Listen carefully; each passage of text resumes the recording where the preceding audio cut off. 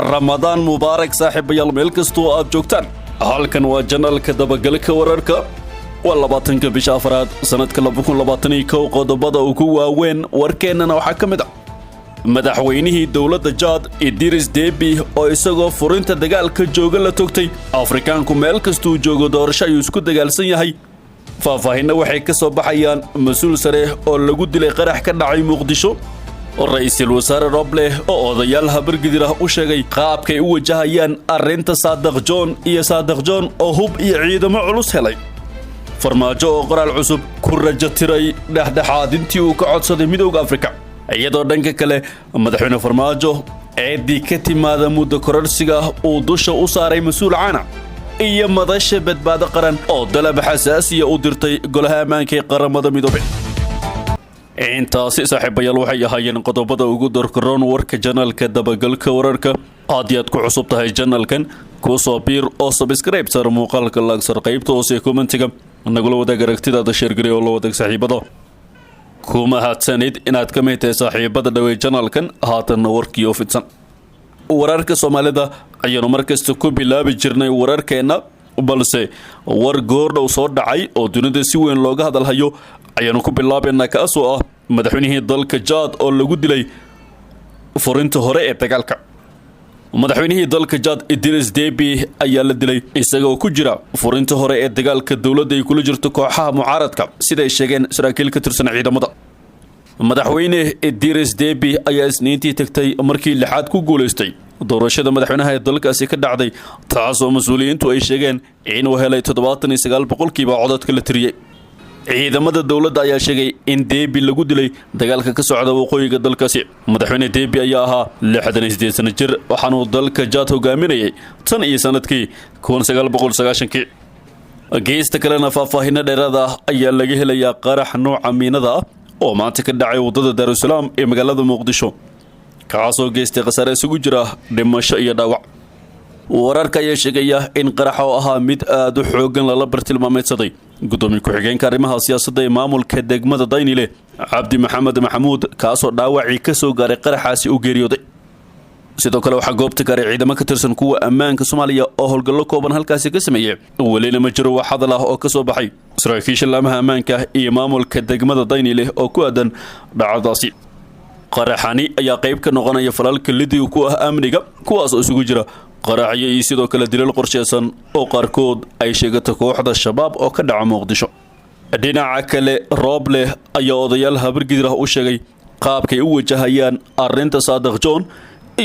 John oo hub iyo ciidamo culus helay kulan ra'iisul wasaare Maxamed Xuseen Roble uu la yeeshay odayaasha beesha habargidir ee taageersan dawladda ayuu ku cadeeyay in dawladda waqtigeedu dhamaaday aysan duulaan iyo weerar ku qaadi doonin taliyihii hore ee ciidamada booliska gobolka Banaadir Saadiq John oo xilkii iyo darajadii toddobaadkii hore uu ka xayuubiyay madaxweyne farmaajo suldaanka beesha habargidir Sultaan Mahdi Cabdirasaaq Maxamuud oo shir jarayd ku qabtay Muqdisho ayaa sheegay in ra'iisul wasaare Roble uu damaanad qaaday in dawladda xilligeedu uu dhamaaday aysan duulaan ku ahayn deegaanka Shirkole oo Fariisin uu ka dhigtay General Saadiq John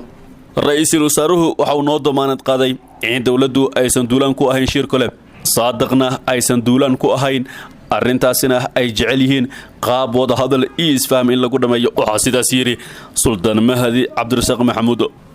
suldaanka ayaa meesha ka saaray walwalka iyo cabsida maalmahan ka jirtay Muqdisho isagoo sheegay in juhdi badan ay ku bixiyeen sidii loo baajin lahaa dhibaato soo gaarta shacabka deegaanka Shirkole waxaanu tilmaamay inaysan aqbali doonin in la dhibaateeyo dadkaasi oo mas'uuliyadeeda ay qaadeen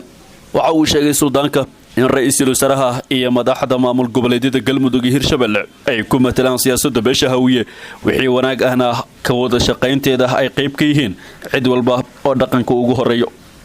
inkastoo hadalkan ka soo yeeray suldaanka uu rajo fiican gelinayo shacabka haddana wararka hoose ee soo baxay waxay tilmaamayaan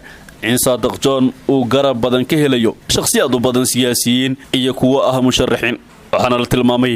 in hub iyo ciidamo badan la geeyay deegaanka Shirkole isla markaana Saadiq iyo ciidamadiisu ay jilbaha u aasteen inay ka hortagaan weerar kasta oo kaga yimaada dhinaca dawladda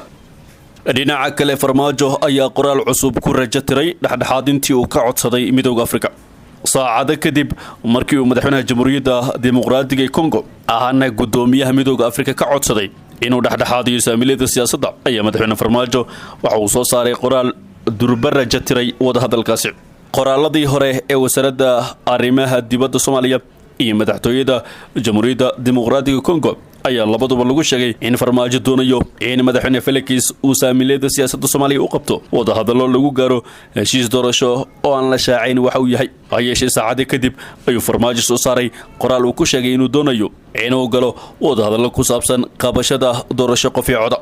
Twitterka farmaajo ayaa la soo dhigay qoraal u dhignaa sidan: waxaan soo dhaweynayaa in Midowga Afrika uu kaalin hogaamineed ka qaato fududeynta hanaan doorasho oo muwaadin kasta uu doorasho xor iyo dhexdhexaad ku doorto wakiiladooda. dhammaan saamilada siyaasadda ayaa qayb ka qaadan doona wadahadalka mustaqbalka dimuqraadiyadeena, ayuu yiri farmaajo. qoraalka farmaajo ayaa waxa ka muuqata in weli uu ku dhagan yahay doorasho qof iyo cod oo hore la isugu raacay inaysan suurtagal ahayn in xilligan Soomaaliya ka dhacdo.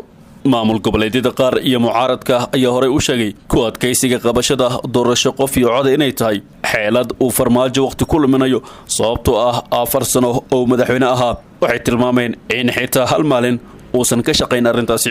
dhanka kalena farmaajo eedda muddo kororsiga waxa uu dusha ka saaray gudoomiye mursal. cilawreed diblomaasiyadeed oo dhow safaaradda Mareykanka iyo xafiiska Midowga Yurub ayaa warbaahinta u sheegay in madaxweynaha madaxweyneedkiisu u dhamaaday Maxamed Cabdullaahi Farmaajo oo wakiilada beesha caalamka u sheegay in wax kasta oo ka dhasha muddo kororsiga uu mas'uuliyadeeda leeyahay gudoomiye mursal.